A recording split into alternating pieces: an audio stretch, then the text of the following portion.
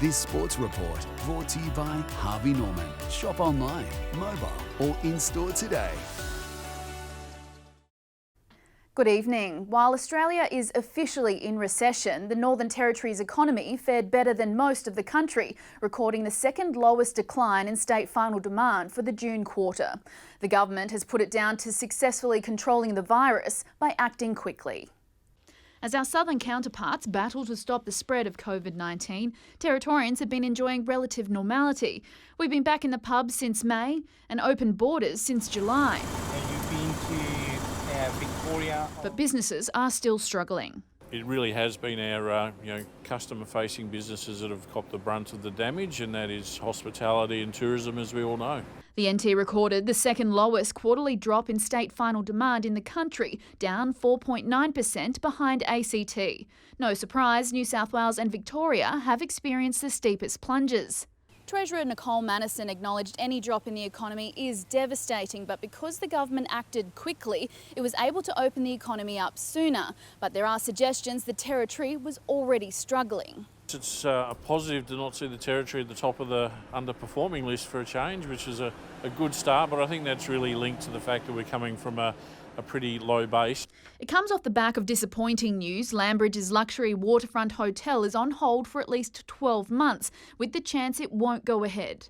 It's completely natural for investors to be putting their projects on hold at this stage, but also we're a little disappointed for the fact of the matter is $200 million worth of construction work is something that people would be looking forward to.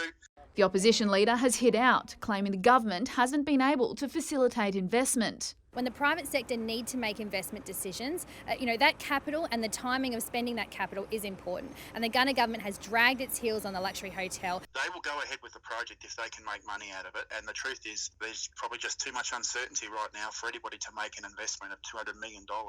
And that uncertainty isn't going away anytime soon. As the pandemic rolls on and no vaccine in sight, it makes the rebound all the more important. I think it's a sign of things to come when it comes to actually convincing people to spend their money.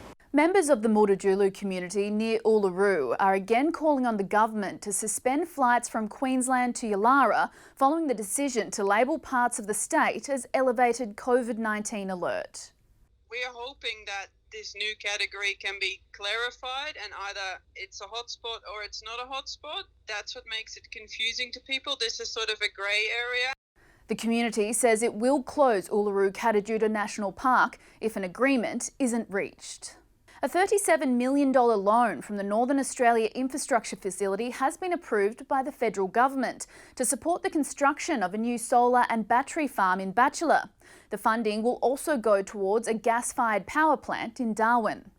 So what I know is that we are delivering a system which will improve reliability. The projects are expected to create around 160 jobs during construction.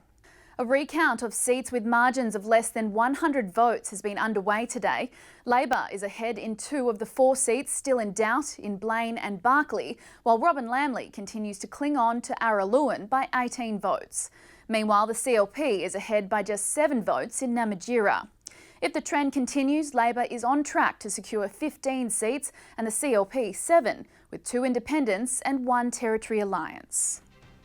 Thank you for joining us. To stay up to date, follow 9 News Darwin on Facebook. This news alert brought to you by Clubs NT. Make your next choice a local club. Confirmation tonight that the process to appoint the next Broncos